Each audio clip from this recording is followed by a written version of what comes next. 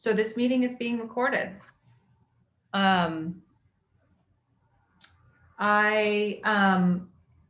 so excited about being with you all this morning. I'm Ann Irwin. I wear two hats. I am the director of Smart Justice California, which is fundamentally a donor cohort that works to elect justice reform champions to state and local office in California. So for those of you who are interested in aligning your political investments with your philanthropic investments in order to unpack those, let me know. But another important hat that I wear in my life is I am the vice president of our small family foundation, the J.K. Irwin Foundation, that focuses on and has since its inception 20 years ago, focuses on criminal justice reform. And I want to share with you all before I turn it over to the really powerful folks here with us today. I just want to share my personal relationship with ThreeStrikes and inhumane excessive sentencing in California. I was a public defender for many years in San Francisco, and I ultimately left that practice because I knew that I had to go work to end and dismantle the ThreeStrikes law. There came a point in my practice where I spent a good amount of my days begging prosecutors for mercy, essentially, and to help me keep my clients, who were almost exclusively young men of color, keep them from not inching closer, but leaping closer to a life sentence. And after years of that daily begging, I realized that we just need to tear this thing down, because it is throwing away so many lives. So I feel really honored to be a part of this work and to support it in any way I can. And then I just want to share the other piece is that my father, who served 5 years to the day for armed robbery many, many, many years ago, would have been a three-striker if the ThreeStrikes law existed at the time that he was sentenced in 1949. But because we weren't in the process of throwing people away at that time, my father served 5 years. He walked out. He was able to get an education, a PhD, and became a tenured professor, raised a family, lived a, fulfilling life. And that's what we want for people. So that's why we're in this work. I am going to turn it over to the panel of folks here today, and I just want to sort of tell you what you have in store. First, we're going to hear from John Yaya Johnson, who is the co-producer of Ear Hustle, and Earlonne Woods, who is the co-producer and co-host of Ear Hustle, and also the co-founder of the Repeal California's ThreeStrikes Law Coalition. They're going to share with us some of the historical framework around the ThreeStrikes law. And then also Earlonne will share a little bit about his personal journey, both while incarcerated and after his release, in organizing around ThreeStrikes. Then we will talk with Zakiya Prince, who it's been such a pleasure to get to know over the last year. Zakiya is the campaign lead for Repeal California's ThreeStrikes law. She'll share what the coalition is up to, what the work looks like right now, the organizing work, and what the strategy is over the coming near horizon. And then Jada Raspberry from CURB, Californians United for a Responsible Budget. Jada is the statewide membership coordinator for CURB, and she's going to talk about this ThreeStrikes movement and why it's so important now within the larger movement that we're all supportive of and involved in. Then we'll have some time for Q&A. So throughout, feel free to either drop your question in the chat, hold on to it until we get to Q&A, or if you want to just send it to me, that's fine too in the chat, and I'll bring it back up when we have the Q&A session, but would love to hear all of your voices as well. And then we'll have a breakout where we can relate as funders in this work, and then share some of the breakouts. With that, I am going to turn it over to Yaya and Erlan. Thank you both so much for being with us. Thank you, Anne. Appreciate it. First and foremost, I would like to thank everyone for attending this funder webinar and giving us the opportunity to present today. My name is John Yaya Johnson, and I'm a co-producer for the Ear Hustle podcast, and I'm also a member of the Repeal California ThreeStrikes Law Coalition. I'm here today because I believe wholeheartedly that it's important to become the change you want to see. I didn't always think like this, as I was in trauma-impacted youth who did not believe that I possessed the self-awareness to bring positive change to my existence at the time of my trauma. So I gravitated toward the easier coping mechanisms, which was to act out in self-destructive ways as a cry for help. And it took me down a rabbit hole in negativity. But fortunately, I met some really powerful people during my 25 years of incarceration who believe that regardless of your circumstances, it's incumbent upon every individual to better themselves. And with their dedication and continuous help, I flourished into an emotionally intelligent, empathetic, and compassionate human being who is committed to continuing this legacy of human compassion and being a service to others. So while I was incarcerated, I took up this charge to become part of the Repeal ThreeStrikes law campaign because I was directly impacted. And now that I'm out as a free man, I've taken up this huge responsibility alongside my coalition to repeal the California ThreeStrikes law, because after serving 25 years on a 30-year life sentence for second-degree robbery, I know firsthand just how devastating a law like ThreeStrikes really is. And hopefully after this presentation, you will also. Thank you, and I'll popcorn it to Erlan. I appreciate it, and I definitely thank everybody for being in attendance. My name is Erlan Woods, and I'm the co-host and co-producer of the podcast Ear Hustle that I created while I was incarcerated in San Quentin in 2015. And if you haven't heard it, our show deals with the daily reality of life inside prison, told by those living it, as well as stories from incarcerated individuals. I am also the project leader of Choose One, which is an acronym for Could Hip Hop Overthrow Oppressive Sentencing Enactments? And honestly, I think it was Choose One that gave me the hope to push forward while I was in prison. And since being home, I'm one of the founders of the Repeal California ThreeStrikes Law Coalition. My story begins in South Central Los Angeles, where I grew up in the 1980s and where gangs and crack cocaine had saturated the neighborhoods in which I had, I guess, was forced to grow in, learn in, and inevitably become in. Once I submerged myself inside of the existing culture of the neighborhood and its demands, at 14 years old, I was arrested for selling crack cocaine. I began selling drugs because I wanted the things that my mother could not afford for me. And I didn't know why she couldn't afford it, but she just couldn't. And I wanted to fit in with my peers. And at the time, I didn't know why she couldn't afford those things, but in my mind, I only knew that I couldn't have them. Therefore, I gave myself permission to start selling crack. And it became an easy way for me to make money, and I continued down that path. And at 17 years old, I was sentenced to 10 years in prison behind drug-related activities.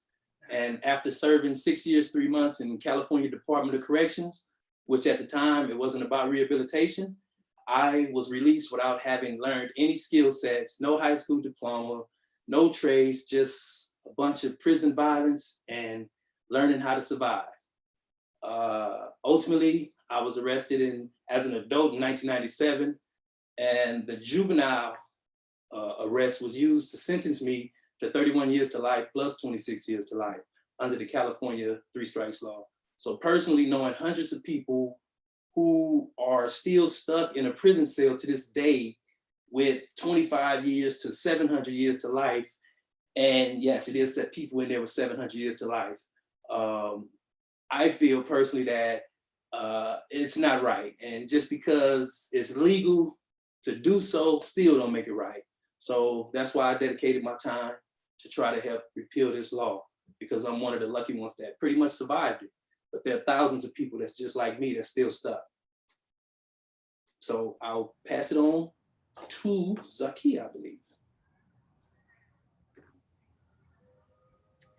Thank you so much, Erlan. And, you know, just as Erlan said, just because it's legal doesn't make it right. We know slavery was legal, right? But just want to appreciate you all so much for being here. My name is Zakia Prince. I was born and raised in the Bay Area, California. I spent several years working as an educator and then as a social worker, but it was my advocacy for my husband, who was sentenced to 35 years to life under California's ThreeStrikes law, and who's currently serving in his 19th year of incarceration, that led me to the fight to end the ThreeStrikes law. And as someone who is impacted by this unjust system, I have dedicated my life to disrupting the school to prison pipeline, working to end mass incarceration, and empowering people who have been oppressed to fight for the freedoms that we deserve. I'm also a Women's Policy Institute Fellow, and I'm currently the campaign lead for the Repeal California's ThreeStrikes Law Coalition. And, you know, I'm super excited that we are here having this conversation, and I will pass it over to Jada to introduce herself. Good morning, everybody. Thank you all for being here today. My name is Jada Raspberry, and I am the statewide membership coordinator for Californians United for a Responsible Budget. And I'm also a member of the Repeal ThreeStrikes Coalition.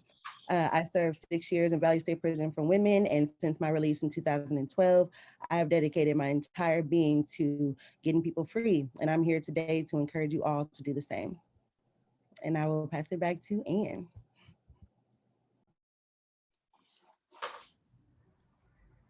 And so now I think it would be great, Zakia, if you can walk us through the current work of the coalition and how you are approaching the repeal and the work to repeal this inhumane law. I think Yaya is going to give us a little bit more context about the history first, and if we can also share the presentation. Great. So I'll pass it to you, Yaya.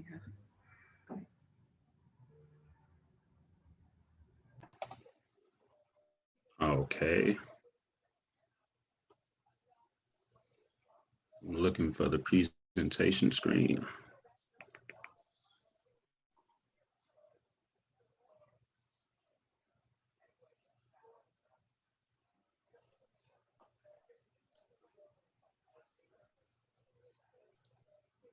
Okay.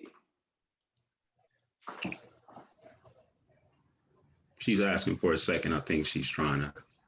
Okay, so I think I could present without the slide. Okay, there it is. But let me change my view option. All righty. So how did we get here is the $64,000 question. Enacted in 1994 in California, the California ThreeStrikes law required that any person convicted of a third felony would receive a mandatory minimum sentence of 25 years to life in prison if that person had 2 felony convictions. This means that a person could receive a life sentence for something as little as a possession of a $5 piece of rock cocaine or shoplifting something like a chapstick with a previous conviction for petty theft.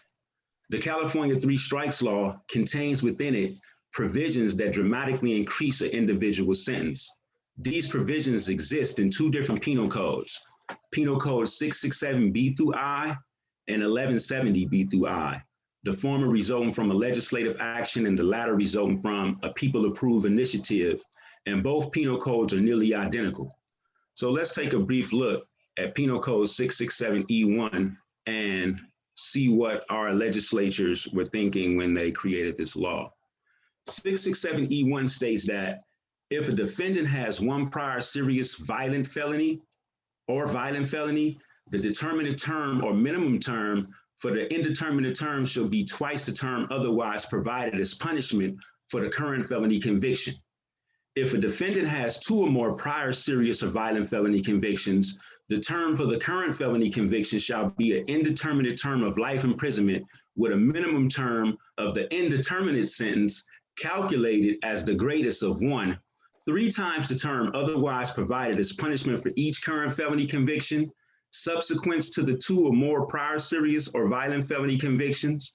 2, imprisonment in state prison for 25 years. So what this means is that an individual will be given 2 opportunities to reform their conduct before being given a life sentence. As a result of this draconian sentencing scheme and the many different mechanisms for how people are sentenced, people like a coalition member of mine, Fanon Figure, received over 200 years for robbing a McDonald's. Furthermore, the prison population, as a result of the 3 strikes law, exponentially increased, helping to contribute to dangerous overcrowding conditions that resulted in lawsuits to reduce California's prison population. Also, the California 3 strikes law has resulted in the cost of incarceration blooming astronomically. By 2003, the estimated cost of Proposition 184, the people-led initiative, to the state prison budget would increase to $3 billion. And by 2026, will increase to $6 billion annually. The reality is, in 2021, California's actual operating prison budget is over $15.9 billion. Since the inception, there has been one major effort to roll back some of the 3 strike law's most harshest provisions. But on November 2nd, 2004, Proposition 66 failed, with 52.68% of Californian voters against the initiative due to a last-minute misinformation media blitz by then Governor Schwarzenegger, resulting in thousands of people languishing in prison who have received life sentences for simple drug possessions and petty theft with a prior. But there are many more who go unmentioned, like those who committed felonies in 1968 and have been clean for 25 years or more and were still convicted and given life despite their clean time, and drug abuse issues and mental health issues. This is known as a washout period, wherein a person should be considered for leniency as a result of that clean time. But the 3 strikes law has totally ignored that as a mitigating factor before imposing the most harshest sentence. There are many more injustices that lay at the foundation of this inhumane law that makes it right for repeal. And I'm more than happy to turn it over to Erlan to explain further. Whew. Hey, thank you for that, Yaya. Because I'll say this, man, talk about my life is not a game. Honestly, you know, for a guy like me that grew up participating in special ed classes, I couldn't understand the math or none of that doubled up sentence, you know, like what it all meant. And I'm not a person that like to really just like quote penal codes, but I'll go back to the 667E1 that Yaya just stated, you know, which says that if a defendant has one or more prior serious violent felony convictions, the determinate term or the minimum term for an indeterminate term shall be twice the term otherwise provided as punishment for the current felony conviction. Whew, I'm telling you, I could not understand that and still probably can't understand that. Well, basically, to explain it, before you receive a life sentence under the California 3 strikes law, you get 2 opportunities to reform, but everyone doesn't get the 2 opportunities to reform. Under the California 3 strikes law, an individual can be given 2 strikes in the same course of conduct, like what happened to me when I was a kid. Why is that important? Because I never received a second opportunity to reform before being struck out, which effectively robbed me of second base, you know, the second opportunity to reform. Now, I know everybody probably that are true baseball fans would be offended if their favorite player was robbed of second base and called out in the World Series. But this is our reality under the 3 strikes law. Lives are being destroyed under the color of law based on how a prosecutor chose to interpret it. it's no secret that most people who have been robbed of that second base are people of color. So I'm here today with the Repeal California ThreeStrikes Law Coalition, as well as everybody on this Zoom, to hopefully end this oppressive law.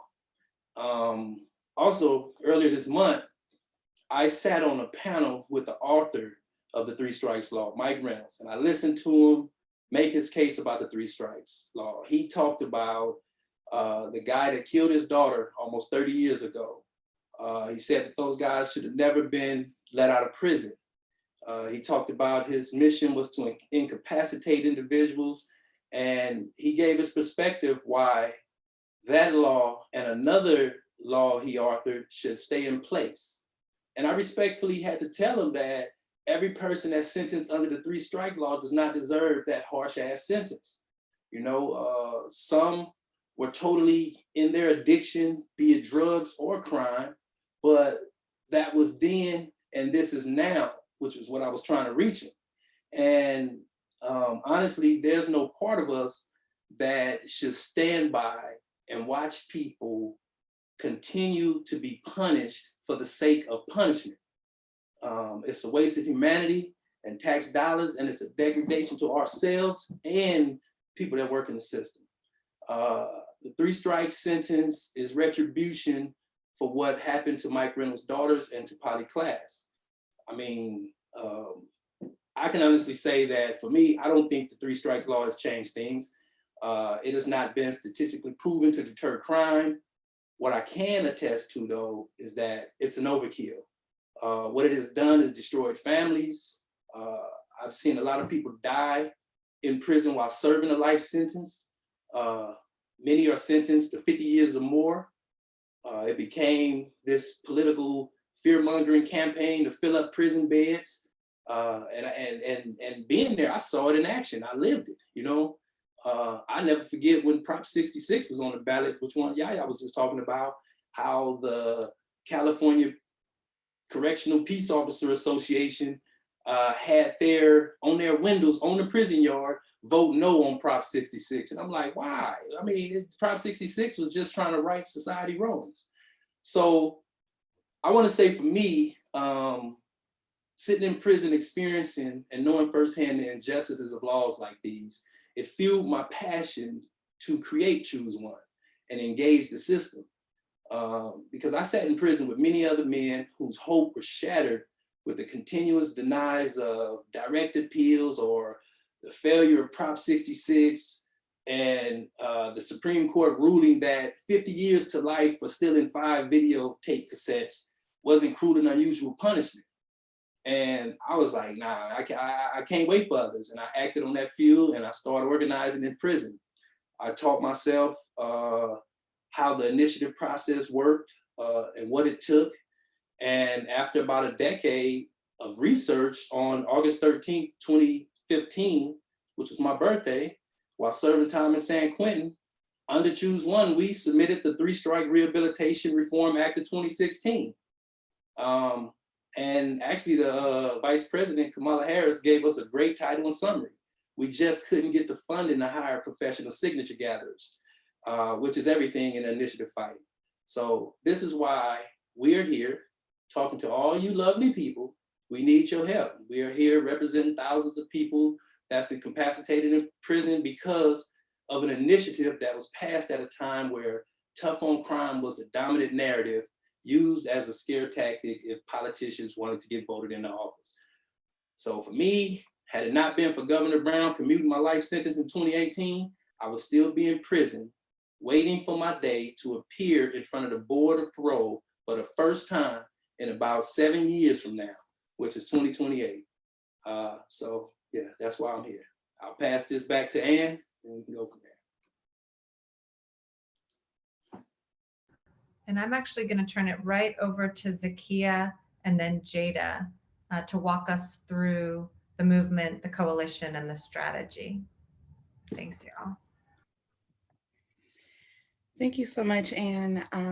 So just quickly, we're a little bit behind schedule, but just real quickly, I just want you all to see all of the folks who are behind this movement.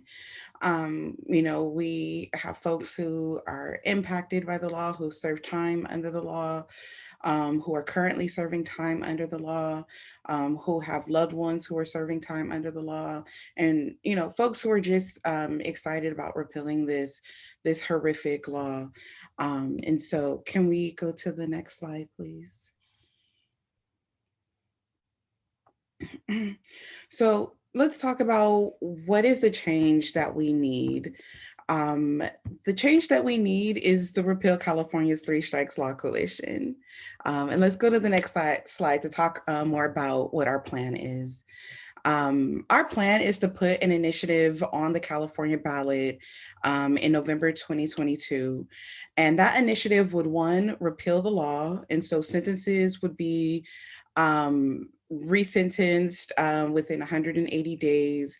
And those who have exceeded their base term of their primary offense would be released. And the second thing it would do is reinvest into the communities. So we want to reinvest in education, into community-based reentry, inclusive resources and services for people who are impacted by harm and violence. We want to reinvest in housing for low, working, and middle income families.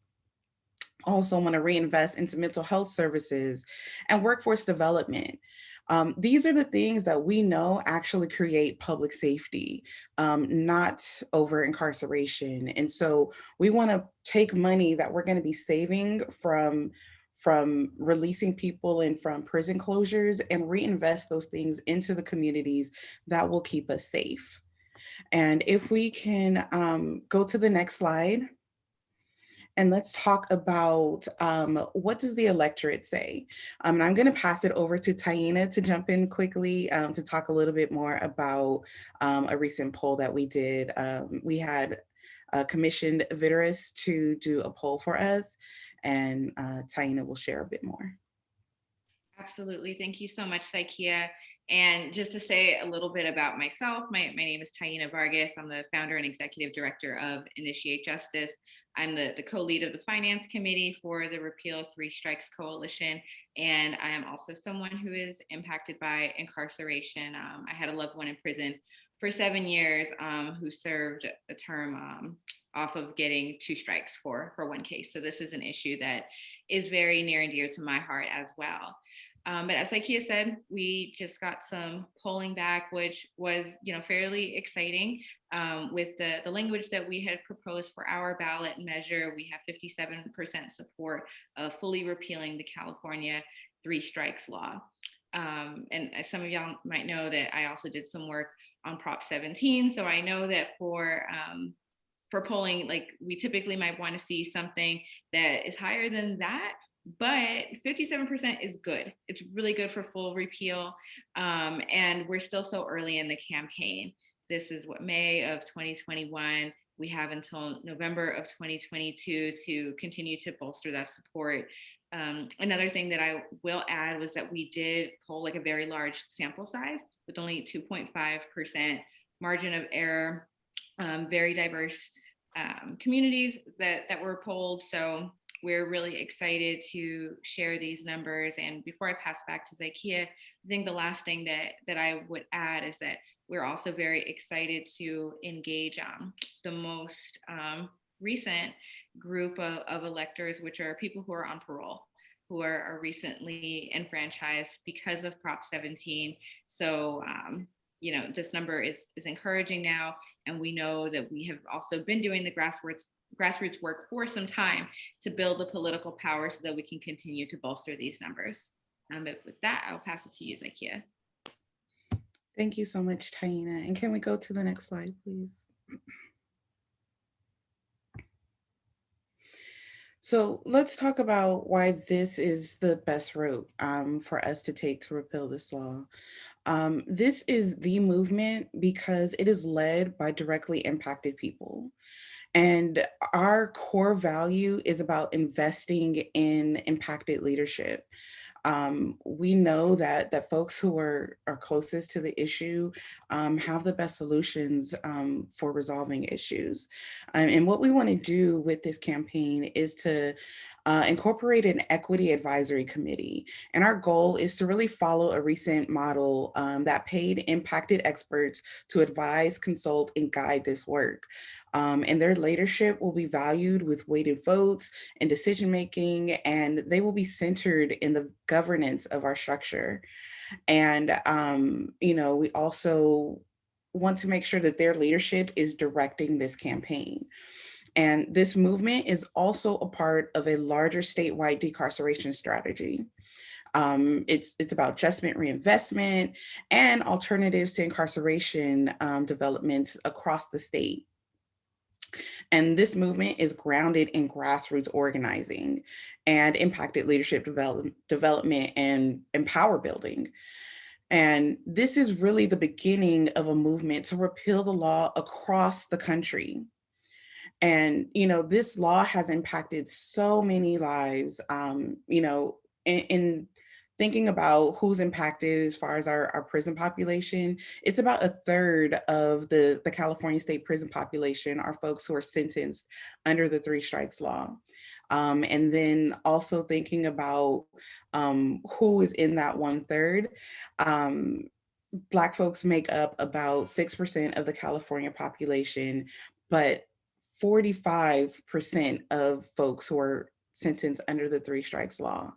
And so this really will give us an opportunity to correct the racial injustices that have been inflicted on our communities of color in this state, and again really be able to highlight and build on the leadership of folks who are impacted by this law. And we've been through so much in this past year, from the pandemic to the protests for Black lives and the pleas to decarcerate our overcrowded prisons. And so our movement to repeal the ThreeStrikes law is for such a time as this. And so I want to kind of transition us into talking about why you should be a part of this movement. So if we can go to the next slide.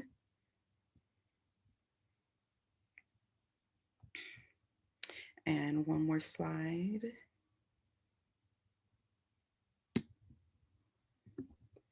So we want to talk a little bit about what the funding needs are. And so we've kind of separated it out to C3 needs and also ballot measure C4 funding needs. And so we will need under C3 about 300,000 to be able to pay staff to move this work forward. Also to really be able to do an ample amount of polling. As we see, our numbers are good, but we want them to be great. We want to make sure that we have the messaging that we need and everything that is needed in order to pass this successfully. And so we need 200,000 for polling and research. Legal compliance, we will need about 50,000. And then we have a lot of community education that we need to do.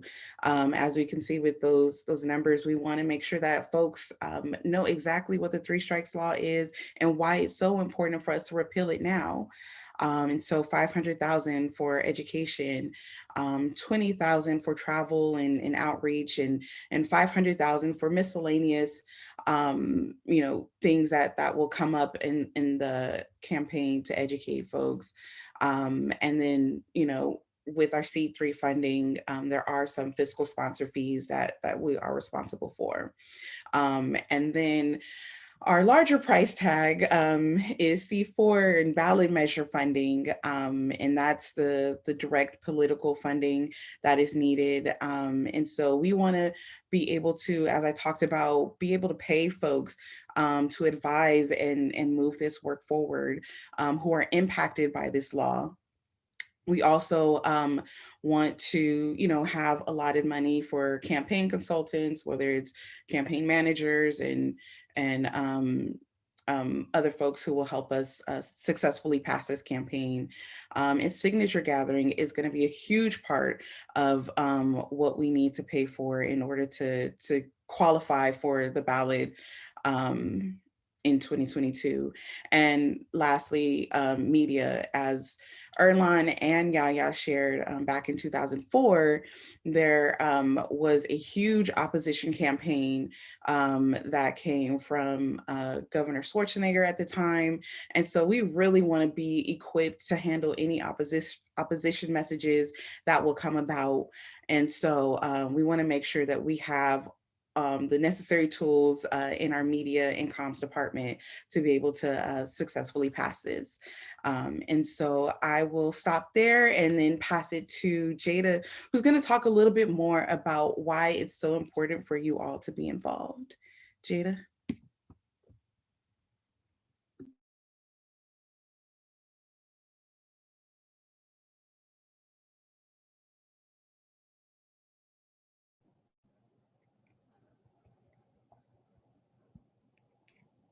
Hello. Good morning, everybody. It's Jada again here with Curb. At the fresh age of 18, I was sentenced under the ThreeStrikes law and was told that this would be a part of my life forever and to be careful in my future because if I even walked wrong, I could strike out. Can you imagine hearing that? Can you feel the hurt and the pain of that 18-year-old kid? The little Black girl from LA who has never been away from her family, not even to summer camp.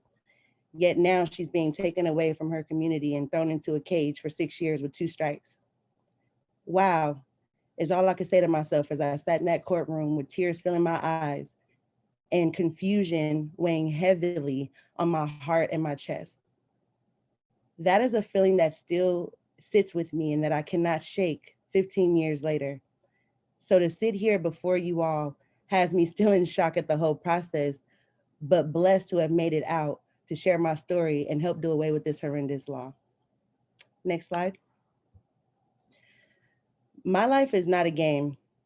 When you hear the term 3 strikes, you're out, what do you think about? I think of baseball or a video game, not human life. I grew up in a house full of gamers, so that terminology was heard often, meaning you have 3 times to get it right or there will be consequences. Well, I stand here today to tell you that this is not a game and that our lives are not games. Have you seen the hurt and the pain that this has caused families? Fanon was sentenced to 210 years and served over 2 decades in prison, being taken away, like his life didn't matter. So he was taken away from his mother and his daughter, while at the same time missing important milestones in all of their lives. Next slide. Ty is currently serving a life sentence under the 3 strikes law, and he prays every day and every night for the opportunity to come home and be with his family, and most importantly, his beautiful baby girl, Nova. Ty deserves a second chance, just like so many other people sentenced under this inhumane law. This bullshit is used as a tool to rip apart families and destroy lives. There is nothing healthy, humanizing, or rehabilitative about the 3 strikes law. And I'm here today to encourage you all to get involved and help us repeal the 3 strikes law, because this is not a game. And with that, I will pass it back to you, Zakia. Thank you so much, Jada. If we can go to the next slide. And with this slide, we just wanted to, again, remind you all, 3 strikes, you're out is a colloquialism that is used in baseball to end a player's turn at bat, an inning, or ultimately the game. And we just, again, want to reemphasize that our lives are not a game. And I'm gonna now pass it to Anne to kind of transition us into any questions that we can help you all answer. And thank you so much for listening to our presentation. And Anne, I'll pass it to you. Great. I think since we are running a bit behind. What I'd love to do is hold questions. If you can hold them in your mind or drop them in the chat or send them to me in the chat, and I'll make sure that we get to them. I'm going to now introduce you all to Maisha Quint, who I love calling a colleague and a friend. Maisha works with the Libra Foundation and is part of spearheading their brilliant strategy to support work in the movement, including this tremendous strategy. Maisha, take it away. Thank you, Anne. Hey, folks. It's great to see all of you. Catherine, I'm going to ask you to come on video if you can, because so much of Libra's work in this space was actually led by Catherine when they were at Libra with me. We came on together. And I'll be really brief. I mean, I think the panelists did an amazing job kind of laying out what ThreeStrikes is about and why it's so imperative that we support this work. I mean, if most CJ funders say that they're about decarcerative efforts and really trying to shrink the current system. And yet I feel like our funding really comes up short in that way. We don't actually fund organizing work that seeks to have a huge impact on shrinking the system. And so for us at Libra, when Catherine and I came on, Catherine actually very clearly was like, this was one of the first things that they knew they wanted to fund. And I fully supported it. So we were one of the first funders to support this work. We fund this work at $100,000 a year, multi-year funding. It's general operating support on the C3 side. And I couldn't be more proud to support it. The thing that upsets me is I don't see more funders jumping in, because this is work that is truly led by folks that are most impacted by the carceral punishment system. Work that has a very clear political vision, and work that clearly doesn't want to leave other folks behind who are inside. And so they hits all the points that we as CJ funders say that we want to support, and yet I don't see enough funders stepping up to actually do it. So this is really my own appeal to reach out to all of you as funders to please ask the questions that you need to ask to the panelists that are here. We have some brilliant folks who just laid out not only their personal stories, and thank you so much for sharing that because you don't know us, so I really appreciate that, but also the political and campaign vision that you have. So ask the questions, and then we as funders can kind of get together and talk about what we need to do internally to push to really make this work not just a reality, but winning a reality. And I know I put in the chat that those poll numbers were big because, you know, I've been organizing around mass incarceration since I've been in high school. And, you know, 15, 20 years ago, I wouldn't even have thought that 57% of folks were anywhere close to full repeal of ThreeStrikes. So for me, that is a huge number. It really does show where, you know, most people are around this issue. And folks know that in order to really start shrinking the system and start pulling money into other parts of our lives that actually support our health and our mental well-being and our families, we have to get people out. And so ThreeStrikes is part of a larger decarceration strategy. Zakia lifted this up. So many organizations that we love and respect and appreciate are behind this coalition and this campaign. And so let's also spread some of our funding around to support them. Catherine, you didn't come on camera, but that's all right. I just want to really shout you out because since the moment you came to Libra, you knew that this was work we needed to support, and I'm really proud to support it. So I'll stop there. Thank you, Maisha. Thank you, Catherine. I know you're out there. What we'd love to do now is and Crystal will be really helpful with this from the tech and logistics side, is to break out into probably just 2 small groups. And the hope is that will be a smaller space where folks can ask the questions that have come up over the last 45 minutes as you've listened to Erlan, Zakia, Yaya, Jada share their stories and share their strategy. Some of the sort of prompts for questions: what made you excited? What do you see as the opportunity here? How do you see this? How does this fit into your overall funding strategy?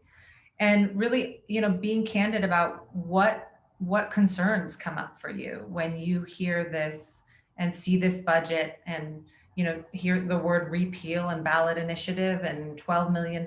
What are the concerns? We really hope that we can have candid conversations to talk through what may be barriers for folks to getting behind this strategy and the work. Zakia and Erlan and Yaya will be, I think we only need 2 breakouts, so maybe Zakia and Erlan will be leading them.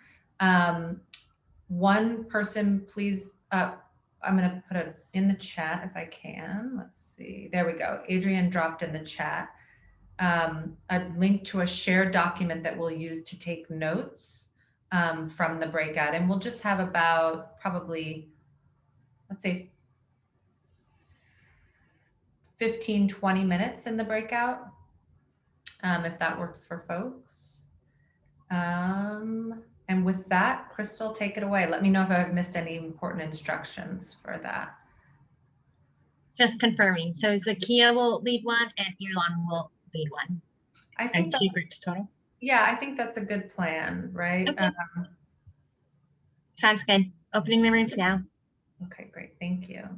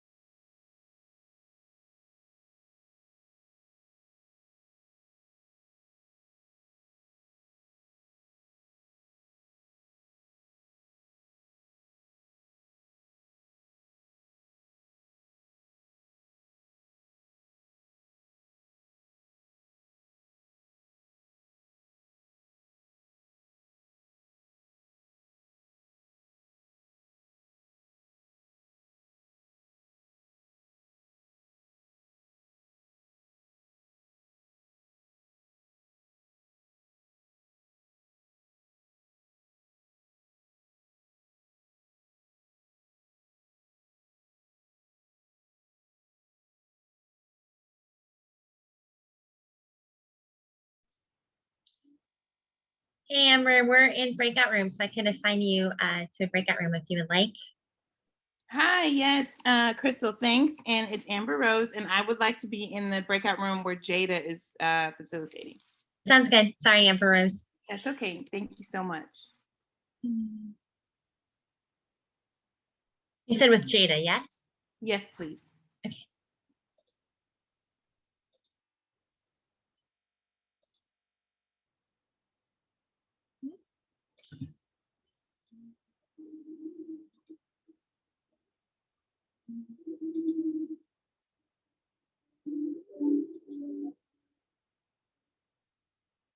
Thank you. Yeah.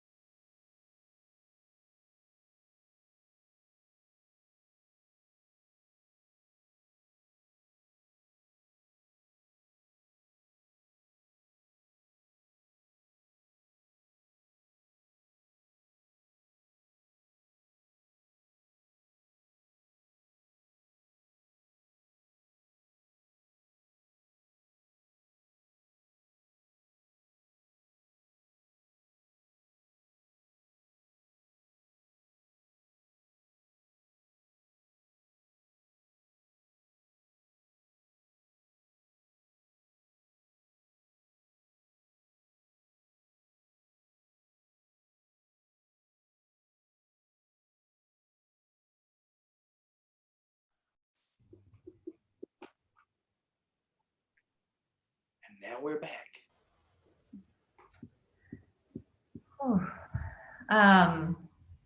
Thanks all. I want to ask for readouts from the 2 breakouts, and how about we start with Zakia and then Erlan.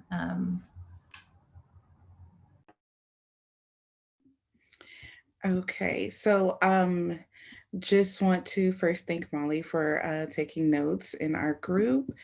And so just some of the takeaways for what excites folks, it is bringing people along. There's a big policy goal, but folks really appreciate this coalition and are excited to see how things take off.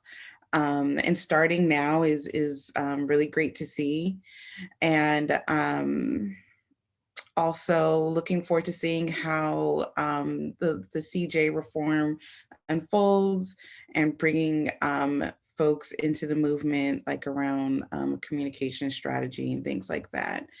And also some things that were highlighted were lessons from Prop 17, and then centering people who are impacted and really hearing and learning from impacted folks, and just recognizing that, you know, so many folks who are impacted, formerly incarcerated, are our neighbors, community leaders, and really being able to utilize stories in our communication strategy, and leaning into that and uplifting those stories that are so important to tell.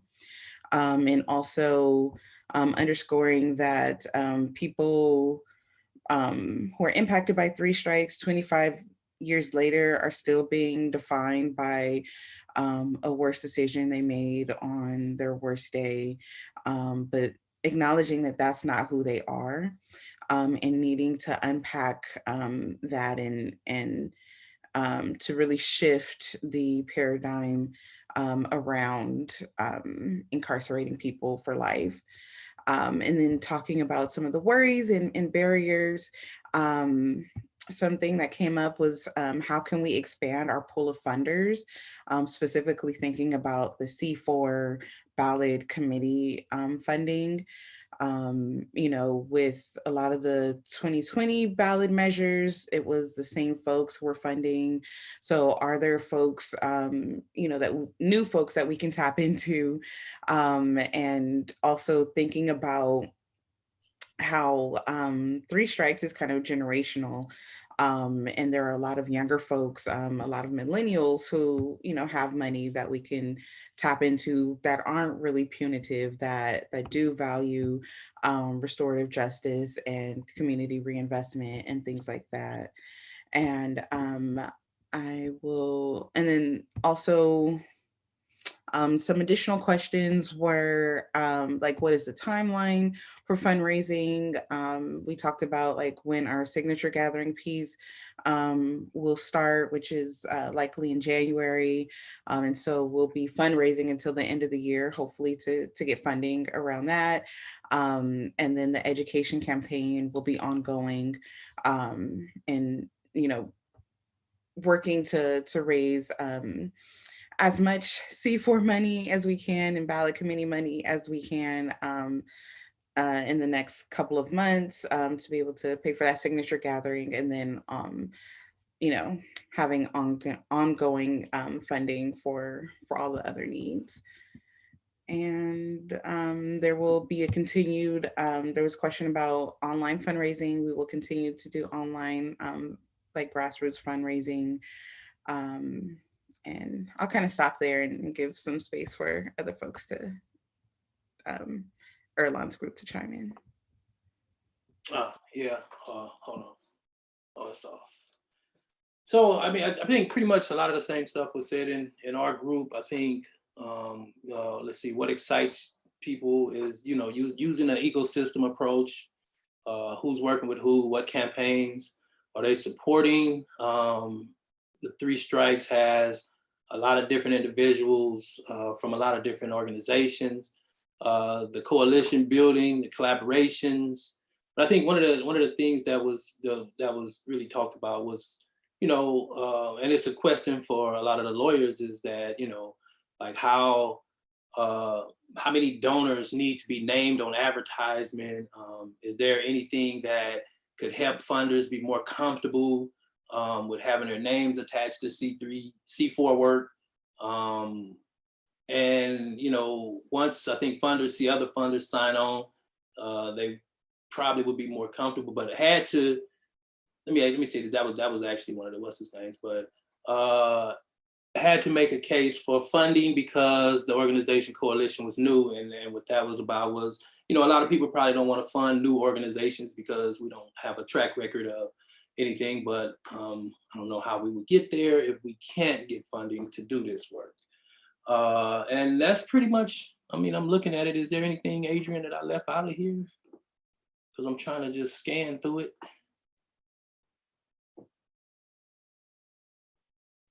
I don't think so. Sounds good, Erlan. All right, yeah, and that was pretty much it. And then I think it was, so far the coalition has raised money from the Libra Foundation and through other grassroots ways, which has totaled to be a little over $400,000. And we definitely need the signatures. I think it's 130 days prior to the actual initiative or actual ballot, actual election. So that's what we was talking about. Like, how do we get to be legitimate if we can't get funded? So that was one of the things.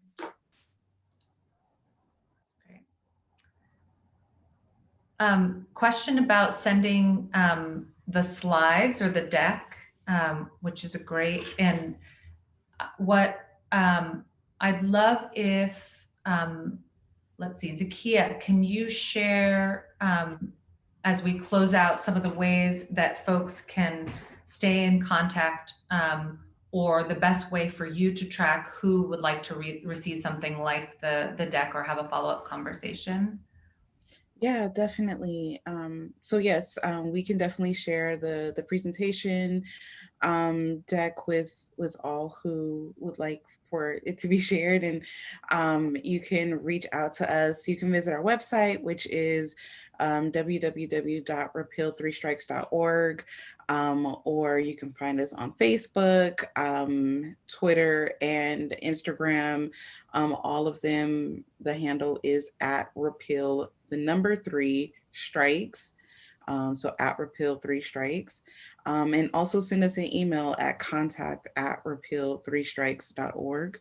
And especially if you would like the slides, please send us a quick email and I will get them to you as soon as possible. Again, that's contact@repeal3strikes.org. And we're excited to continue this conversation about 3 strikes, and we hope that we can stay connected with you all and have more conversations about this and answer any additional questions you all may have. And I believe also there was a tracking with the form that you all completed to join us today, and if it was okay for us to reach out to you. So if you didn't click that it was okay to reach out to you and you do want us to reach out to you, please send us an email. And again, thank you all. I want to thank our sponsors, Southern California Grantmakers, Funders for Justice, California Criminal Justice Funders Group, Heising Simons Foundation, J.K. Irwin Foundation. I think what I felt throughout this morning and anytime we're doing this work is courage and righteousness. So I really appreciate from all of you leaders that your own personal life stories have been channeled into this courageous and righteous effort. And I really hope, and I'm happy to work with funders to support that and help make that really lift that up and make it a reality. That's all we have. Stay tuned for more from CCJFG. It's quite an acronym. We will continue to stay engaged in this work and this effort, so you will continue to hear more about the campaign and the movement as it evolves over time. Thank you all for giving us an hour and a half of your morning. On behalf of everyone, thank you. Definitely, thank you. Definitely appreciate it. Thank you.